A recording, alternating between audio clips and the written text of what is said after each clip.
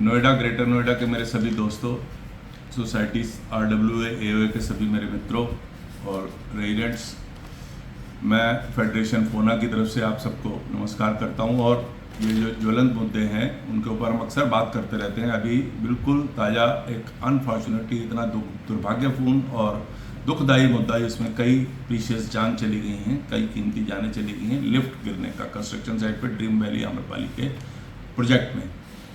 तो उसके बाद सरकारें अक्सर करेक्टिव स्टेप्स में लेने लगती हैं और उनको कंपनसेशन देने लगती हैं और अपनी जिम्मेवारी से पल्ला झाड़ लेती हैं।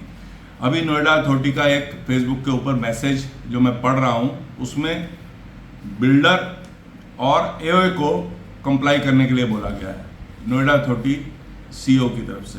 मैं श्रीमान CEO Noida authority Lokesh M जी से खास तौर पर ये रिक्वेस्ट और अपील करना चाहता हूँ और ये बोलना चाहता हूँ, उनको कुछ फैक्ट्स की जानकारी देना चाहता हूँ कि नोएडा, ग्रेटर नोएडा में जब आप AOA की जिम्मेवारी लगा रहे हैं तो पहले ये इंश्योर करिए कि AOA के पास कितनी सोसाइटीज़ में AOA बनने दी हैं बिल्डर्स ने।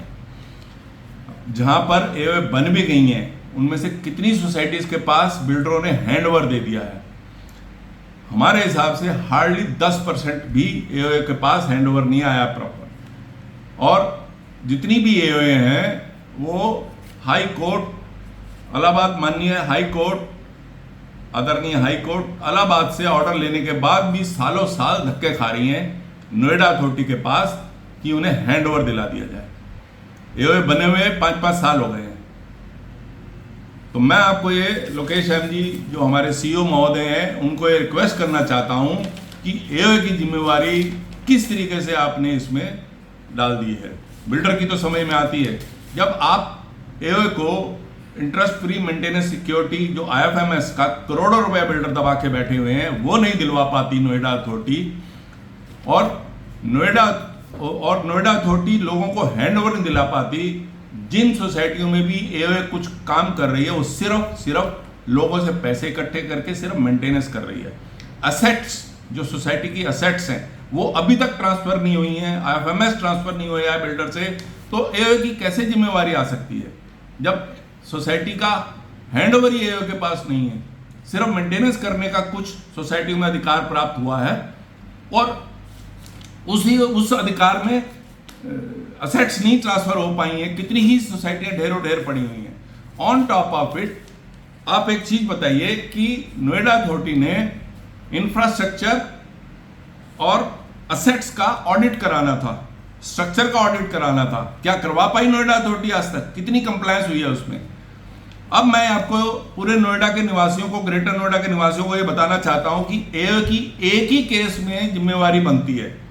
मैं आपको ये भी बता दूं कि AOA की जिम्मेवारी एक ही केस में बनती है जब AOA लोगों से मेंटेनेंस इकट्ठी कर रहा हो और अगर उसने OEM का मतलब अगर आप सब समझते हैं तो बहुत बढ़िया, फिर भी मैं आपको एब्रीविएशन को एक्सपेंड कर देता हूं। ओरिजिनल इक्विपमेंट मैन्युफैक्चरर, जैसे ओटीज की मेंटेनेंस या कोने की मेंटेनेंस या मित्सुबिशी की मेंटेनेंस वो उन्हीं कंपनियों को दी जाए। हैवी मेंटेनेंस दी जाती है जिन केसेस में AOA ने अगर मेंटेनेंस लोगों से पैसे इकट्ठे करने शुरू कर दिए हैं और वो मेंटेनेंस कर रही हैं जबकि उनके पास इंफ्रास्ट्रक्चर और असेट्स ट्रांसफर नहीं हुई हैं। फिर भी अगर उनकी कोई इतनी जिम्मेवारी बनती है कि अगर उन्होंने किसी लोकल वेंडर से, OEM से हट के अगर उन्होंने किसी और से मेंटेनेंस करवानी शुरू कर दी है तो वो लायबल हो सकती है AOA।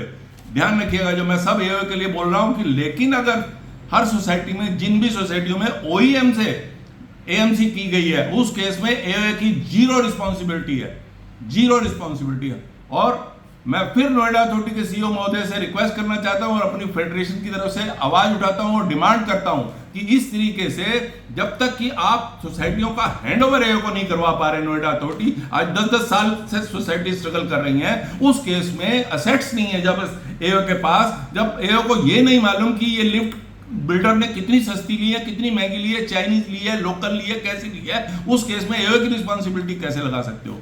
AOA की रिस्पॉन्सिबिलिटी जैसे मैंने पहले बताया सिर्फ एक केस में है कि अगर AOA OEM की एएमसी ना देके लोकल वेंडर को किसी को एएमसी देती है, तब एओए लायबल हो सकती है। अदरवाइज किसी केस में लायबल नहीं हो सकती। अगर एएमसी इंटैक्ट है, पैसा जा रहा है, उस केस में तो सबसे पहले मेरी सीईओ महोदय से ये रिक्वेस्ट है कि एओएस को हैंडओवर कराया जाए। इलाहाबाद हाई कोर्ट में लाखों रुपए खर्च के हर सोसाइटी की एओए हैंडओवर के ऑर्डर लाती है। किस लिए जाती है एओएस हैंडओवर लेने के लिए इलाहाबाद हाई कोर्ट, जबकि ये नोएडा अथॉरिटी की जिम्मेवारी है। नोएडा अथॉरिटी ने आज तक किसी साइट पे इंस्पेक्शन किया, किसी इंफ्रास्ट्रक्चर का ऑडिट किया नहीं किया आज तक। सिर्फ अखबारों में मीडिया में खबर चलाने से नहीं होता, आपको ग्राउंड पे जाके हर सोसाइटी के इंफ्रास्ट्रक्चर जो बिल्डर ने बना रखे हैं उसकी जांच पड़ताल करनी चाहिए। तब जाके एओए की जिम्मेवारी कभी आएगी, वो भी तब जब लोकल वेंडर से एएमसी कराई जाएगी लिफ्ट जैसे इक्विपमेंट की। तो मैं अंत में सभी नोएडा, ग्रेटर नोएडा के अपने दोस्तों से अपील करता हूं कि नोएडा अथॉरिटी के खिलाफ पुरजोर आवाज उठाई जाए, क्योंकि नोएडा अथॉरिटी और बिल्डरों की मिलीभगत ही आज ये सारा नुकसान करा रही है। धन्यवाद।